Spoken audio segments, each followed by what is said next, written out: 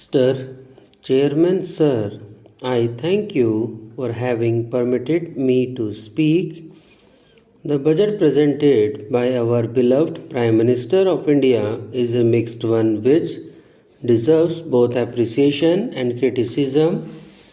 Being the maiden budget presented by our Honorable Prime Minister, he can be excused this time with the hope that he will present a pleasant budget at least next time, provided he continues to hold the finance portfolio. It is worthwhile to take into account the comments made by various people belonging to various sections. The Chamber of Commerce people believe that instead of giving relief to corporate sector, government has taxed 30% minimum tax, which will hamper the growth of the corporate sector. This would offset the liberalization on depreciation allowance and would create a serious impact on the share market. The TV is no longer a luxury item and is a media for propagating government policies and programs, and it is a media to educate the illiterates who form a major part of the population of our country. Hence, the price rise is unjustified and unimaginable. The salaried people are the honest taxpayers in this country. They all expected a higher ceiling limit for tax eligibility, but no mention has been made. This has totally disappointed them. Of every rupee that accrues to the central exchequer, according to 1987-88 budget proposals, 4 paise only come through income tax. In this budget, it is worth to praise that housing and education have been given a boost. This will create a motivation among middle class and upper middle class to have their own shelter. It is a legitimate duty of the government to provide such shelter. In that case, our Prime Minister has made a sincere effort in this budget. I welcome this wholeheartedly. In the name of preservation of forest wealth, 35% duty will be levied on plywoods made from prime timber and wood products. It is not logical, as on one side you want to encourage housing and on the other side wood and its product would become costlier by this levy. This will cause a further hike in the cost of building construction. I feel this is penny wise pound foolish, but our Honorable Prime Minister has made a humble plea that he invites suggestions from members and other conservationists.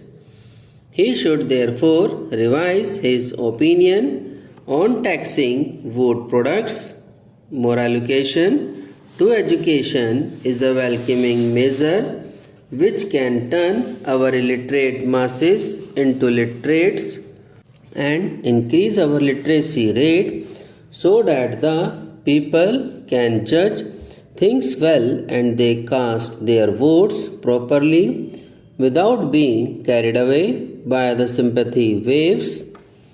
Excise duty on aerated soft drinks and soda being 20 paisa and 15 paisa per bottle is unwarranted. Soda is not used for mixing up with hot drinks alone by affluent sections, but also used by the poor and middle class people to quench their thirst. Even the politician, while speaking on the platforms, drink soda But he does not pay for that. The organizers of the meeting only pay. So, it has become an additional burden for the people of the lower rank of the party who, from the rank and file of the organization, hence it is unjustified to increase the excise duty on soda and soft drinks. I will appreciate the Honorable Prime Minister if he puts excise duty up to 30 to 40% on hot drinks so that the people can be relieved from the clutches of the devil of drinking habits, and also the exchequer gets more money.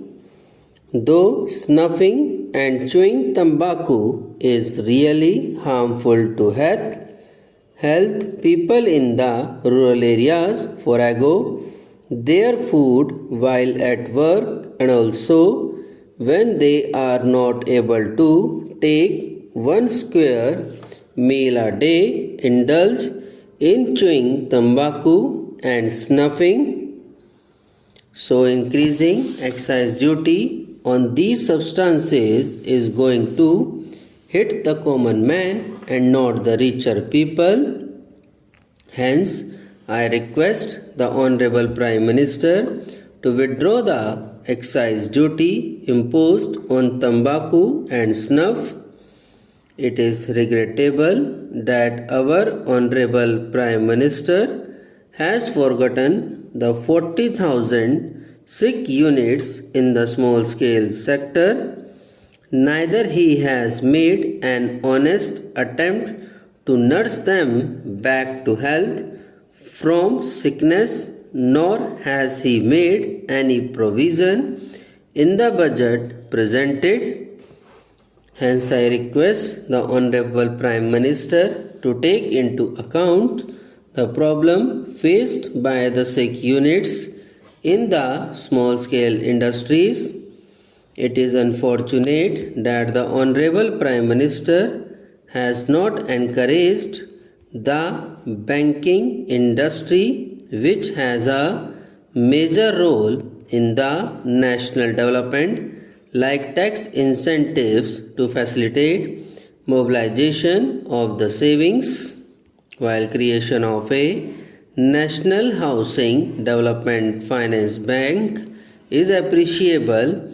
Nationalized banks should be made to involve in these activities with a due caution, not to allow favoritism or ruling political parties' interference. There are certain features present in the budget to be praised and applauded. One is that any compensation received by a workman at the time of his retirement is exempted from tax.